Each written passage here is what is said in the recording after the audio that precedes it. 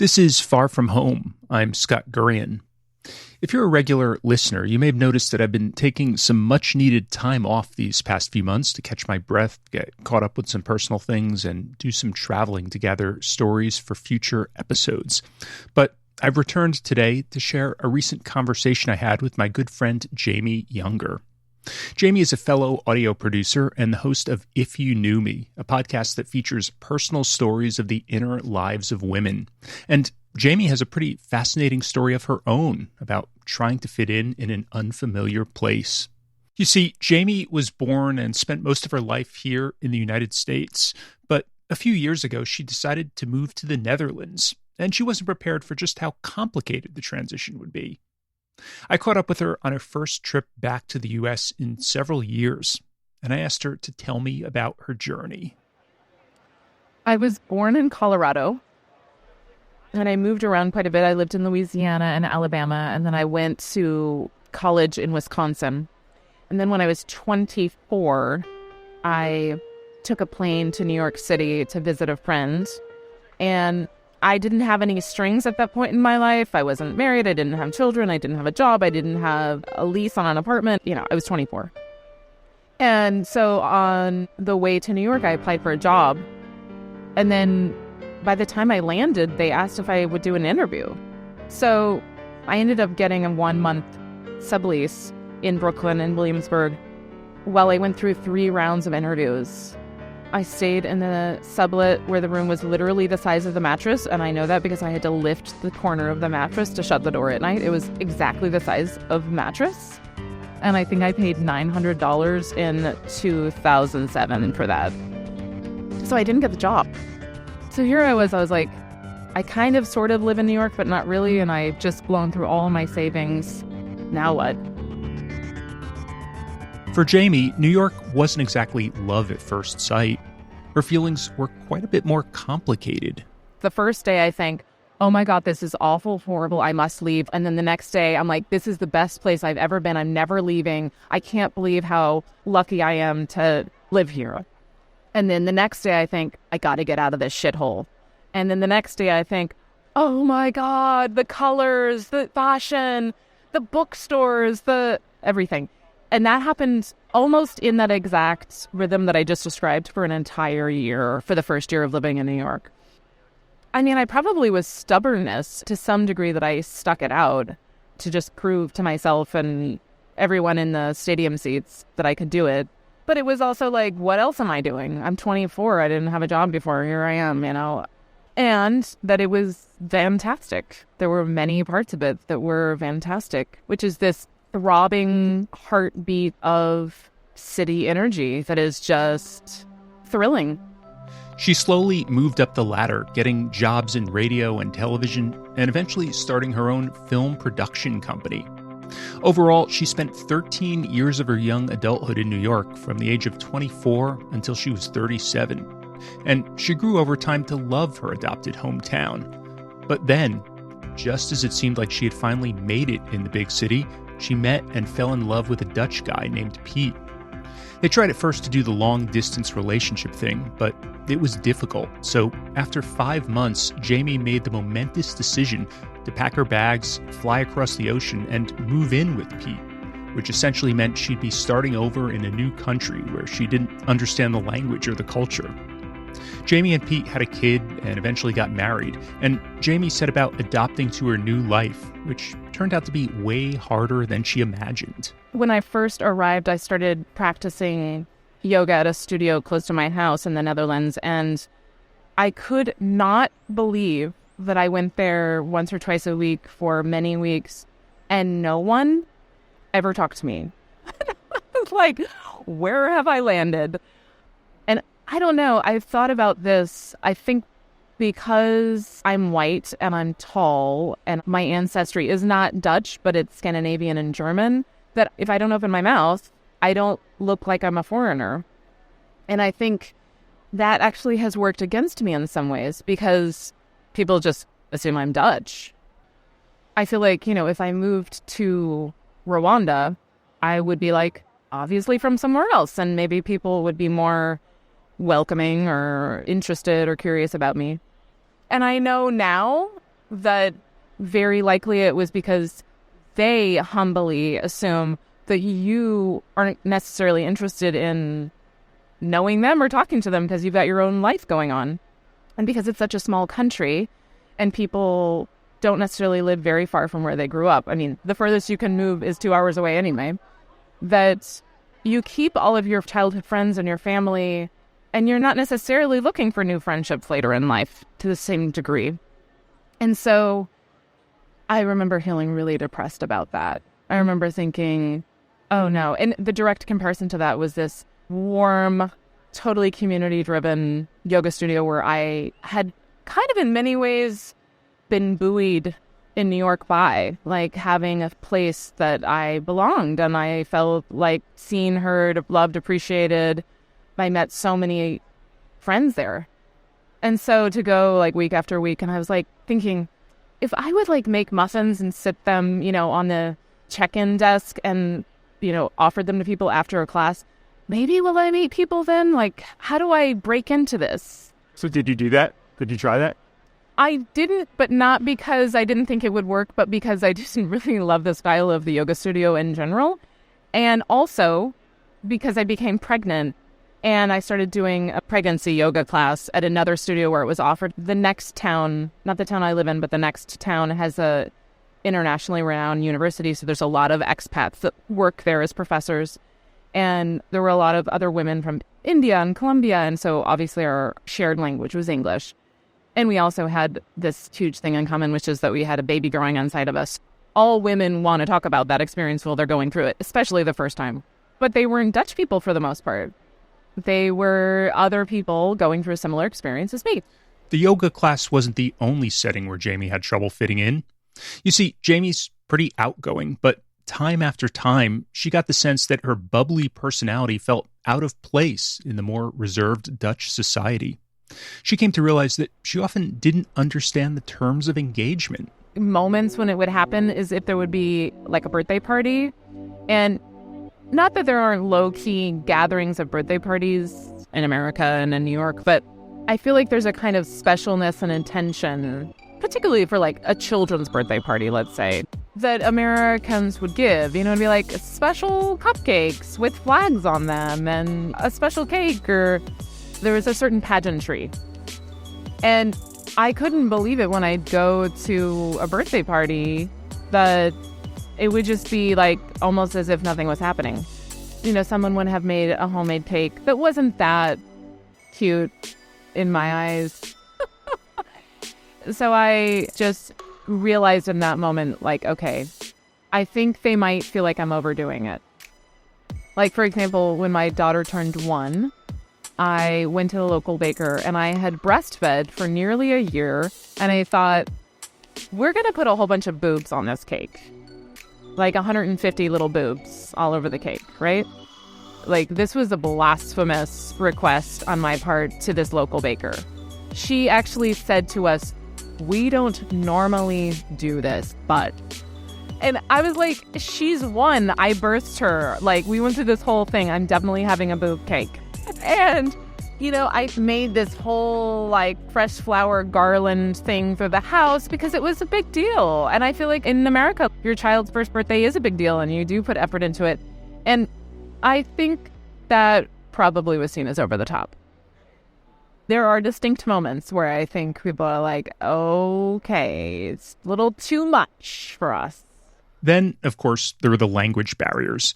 Now, to be clear, according to some estimates, more than 90% of Dutch people are fluent in English, so basic everyday communication wasn't much of a problem. But Jamie still found things difficult. I just wanted to walk down the street and be able to eavesdrop into people's conversations. I wanted to be able to go into a bookstore and be able to read all the books. I wanted to just like shoot the shit with a stranger for a minute. I always want to politely ask if they're willing to speak in English with me.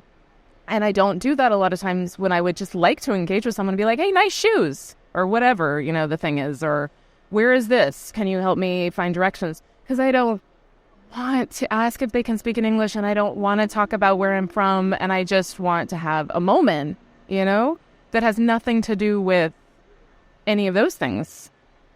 I mean, even with my husband, he's not a native English speaker. So, of course, we have incredibly deep conversations because he has great English. But our reference points are obviously different. And, it's interesting in and of itself to explain a term or an idiomatic phrase to him.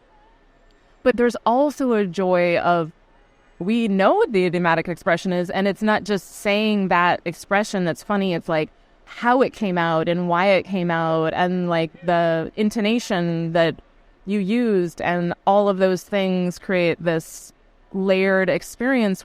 I could just cry about that. I don't know why, but I guess it comes down to self-expression. I feel like I can't really express myself, even if someone speaks really great English. It's great English that they passed a really advanced English exam for. It's not jargon. It's not under your breath, through your side of your mouth. It's like getting to joke with someone. There's this part of me that never gets expressed. And I feel like it's a great part of me. There were other issues as well. So many small issues that might seem trivial by themselves, but collectively added up to make Jamie's transition much harder than she thought it would be. Being a go-getter, that's a positive, accurate description of myself.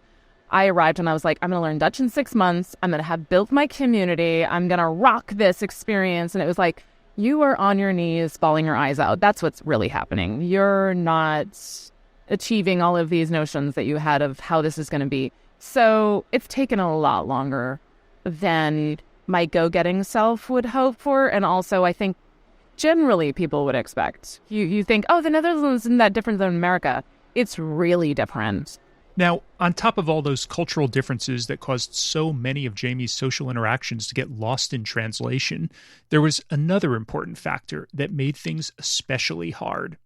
You see, Jamie's whole experience of becoming a new mother during a global pandemic meant she couldn't easily travel. So she wasn't able to return to visit her native country for more than 3 years. When she did eventually make it back to New York, which is where I met up with her, things felt particularly jarring.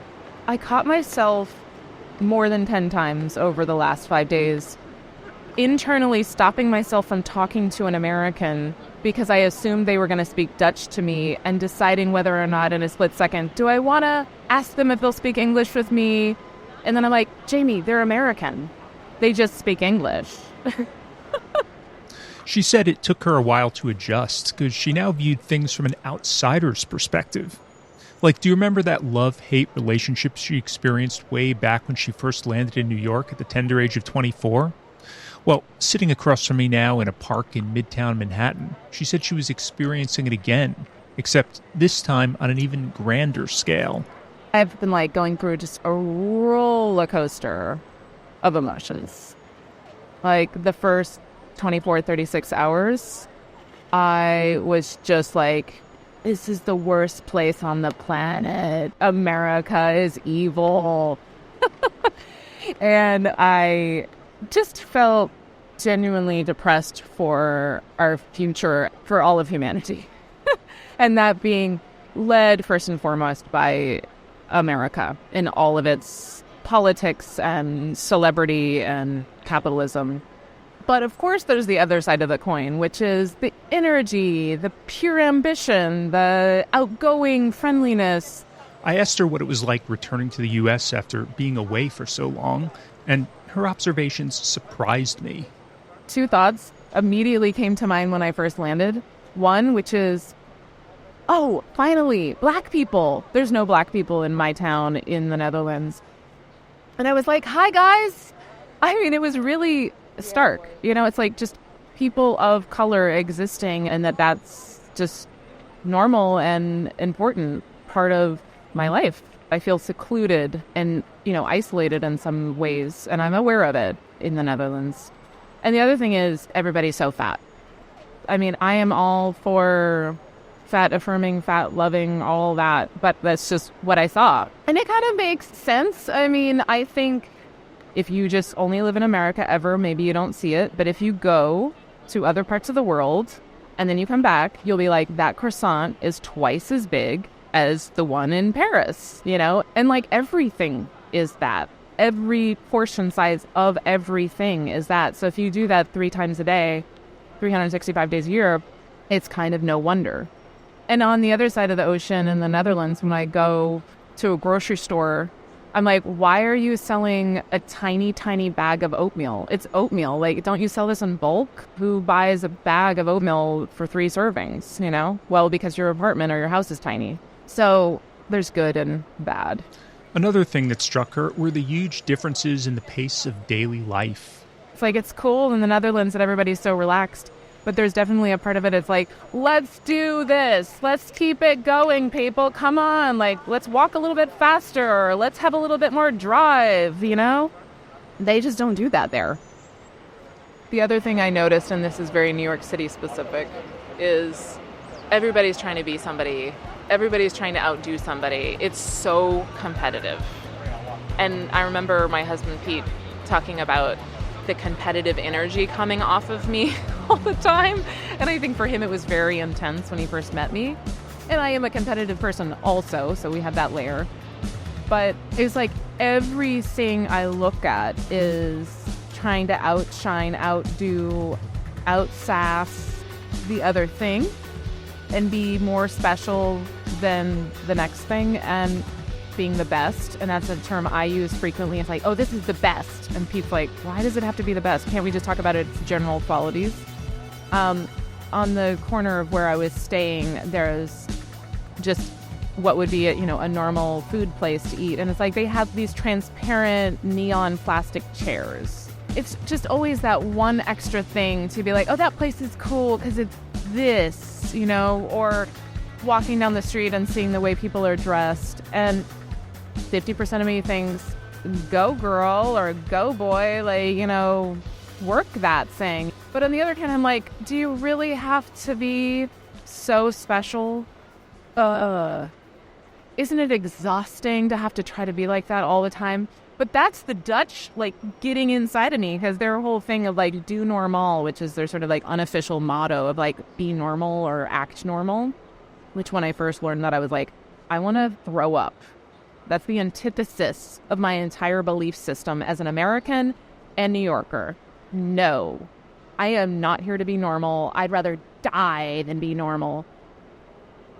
And now, looking at people, I'm like, can't you just tone it down a little bit? It's too much. And so I think what I have come to see and coming back is there is a middle path. Of course you're special, and of course you're not.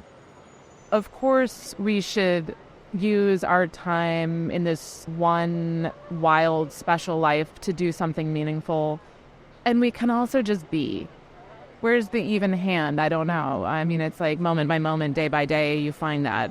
And in seeking to chart this middle path, Jamie says she's become a very different person from who she was when she first arrived. How the Netherlands has changed me is inextricably linked to becoming a mother, being in a new relationship, and COVID, the pandemic.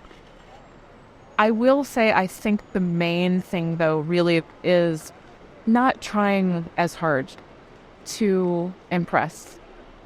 Just being one of many. A certain kind of humility and emotional reserve. I recently got married and I had my closest friends come to the wedding. And when they came, I was flabbergasted with how loud they seemed to me. How exuberant, how talkative, how, to me, almost to the edge of emotionally exhausting. And I think that I've changed. They obviously haven't changed. I was that before. I think I've gotten quieter inside. Most significantly, her experience living abroad caused her to ponder deep questions about her identity. I never thought very much at all about being an American when I lived in America. And now I think about my nationality almost every day. Because every time I interact with anyone besides my husband, and even when I'm interacting with him, the difference of our nationality is part of the relationship. When I first arrived, I felt shy about saying that I was American and being judged particularly in the Netherlands, that is like a very progressive, open-minded country. I didn't want people to know because everybody was like, oh, Donald Trump is your president. What are you guys thinking? And people thinking all these horrible things about me in a certain way, like projecting onto me because of my nationality. And now, having been back, I feel like I can just stand taller. Be like, yep, I'm American. I'm American. There's no way for me to not be American, and I feel great about it. Do I critique and feel troubled by our politics and so many other aspects of America? Yeah, I feel even more troubled than I did when I was here, because I feel that I have less influence on being able to improve those things. But I see the good, I see the bad, and I am 100% American. When I was here, I went down into the West Village and I met this Colombian artist, and she was making these t-shirts that said Amor Fati, which means love your fate. And I was like, I gotta have that t-shirt. My fate is that I'm American. And I live in the Netherlands. And so love it. You know? It's like, let's talk about what's problem with America, and let's also talk about the problems of the Netherlands. Let's talk about it all. But I don't need to try to hide myself. And this journey Jamie's been going through has played an important role in how she's chosen to raise her young daughter. You know, it's sort of strange in some ways. It's like here, her mother is from New York and her father is from Amsterdam. And as we know, the lower part of Manhattan used to be called New Amsterdam because the Dutch people settled, colonized Manhattan from the native people here. So there is an incredibly strong historical link between these two things, and she's in the middle of that.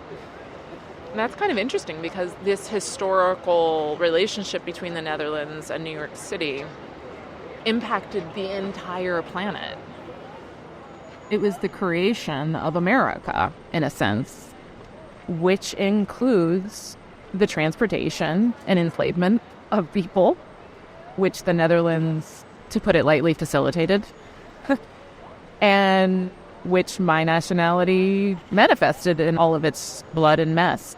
So that's the dark part of it.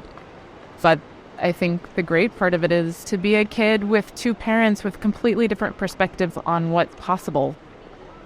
She's going to have been to America many times before she leaves home. And the kind of synthesizing work that I'm doing right now, she's going to be doing, you know, bite by bite. And I hope it will, in some ways, be a much more fluid and easy experience for her.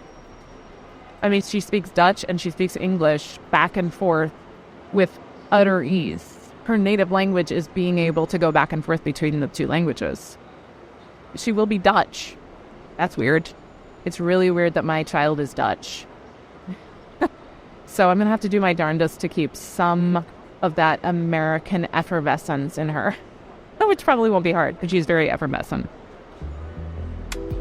I feel really emotional about this because my daughter, who's growing up in a very white environment because we don't live in Amsterdam, it's like, what of the American personality, but also what of America's history am I going to try to give to her and teach her? And how do I do that?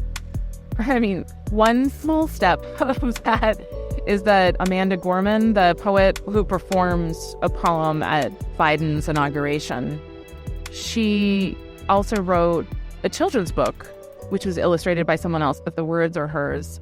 And it's about this moment in American history. It is about recognizing our faults and our past and about the hope. I think it's about the hope that we cling to and that we have to cling to, and the work that is necessary. And I read that to her like every single night. You know, she's 2.5, so she, you know, is only taking in so much, but in the book, there's an illustration of a young black girl with a guitar, and she's singing, and I think this is somewhat representative of Amanda, the poet. And she's able to detect that this is a guitar, you know, and music is being sung.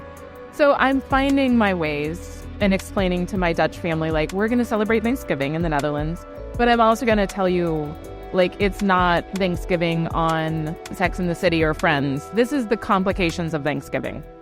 And I'm still going to celebrate it because it's important to me, and we're going to go around the table and say what we're thankful for.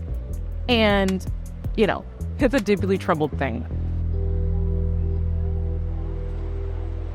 I think there's a level of integration of self that is synthesizing right now, which is there's the Dutch me and there's the American me, and I am now reminded of the specific American parts that I love so much and I don't want to give up. And I also think more acceptance of the life I have in the Netherlands is my life. That's where I live, and I can come back here. I think there was a longing, such a deep, deep longing to return. And there's almost a 1 foot in, 1 foot out feeling of you're there, but you're always trying to get home. Now that I've come back, the longing has been quenched. It's almost like I didn't quite know who I was when I was here, and I certainly didn't know who I was when I got to the Netherlands. And I think that's why coming back here has been so important, and why I really need to come back on a regular basis for my own well-being. Just to have 10 days a year where I can just be me.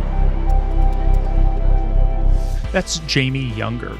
She's the host of If You Knew Me, a podcast featuring personal stories of the inner lives of women. I've linked to it in my show notes, along with another podcast she produced called Totem, where she told the incredible story of how she met her husband, Piet. You'll be glad to hear that she's been making progress in adapting to her new home.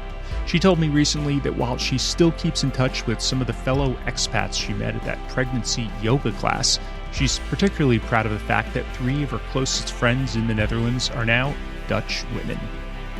Were you able to relate it all to Jamie's story, or have you experienced anything similar? Tell me about it by dropping me a line, or better yet, recording a voice memo on your phone and sending it to me at info@farfromhomepodcast.org. As always, you could also find Far From Home on Instagram or Facebook, and I'm on Twitter at Scott Gurian. Special thanks today to Katie McGee for editorial guidance and to Rode Microphones for technical support. To learn more about Rode, visit their website at rode.com. Until next time, I'm Scott Gurian. Thanks for listening. It's been 2 weeks since I got back from the States and had some time to reflect on the experience and being back home. And I guess the main feeling is that living in the Netherlands in some ways can feel more boring than sort of the hype and the drama and the celebrity and the money and all that stuff that is part of the American persona. But it just feels pretty balanced and sane and safe. And I guess at this point in my life, that is a super appealing thing. So I'm happy to be back, and I very much look forward to my next visit to New York City and to the US. But I think I will probably be part of the cohort of people who say, I love to visit, but I don't want to live there, which I used to scoff at that when I lived in New York City. But now I'm definitely part of that group of people who appreciates visiting that bustling, amazing energy that New York City is, and really just wants to go home where it's quiet and peaceful and restful at the end of the day.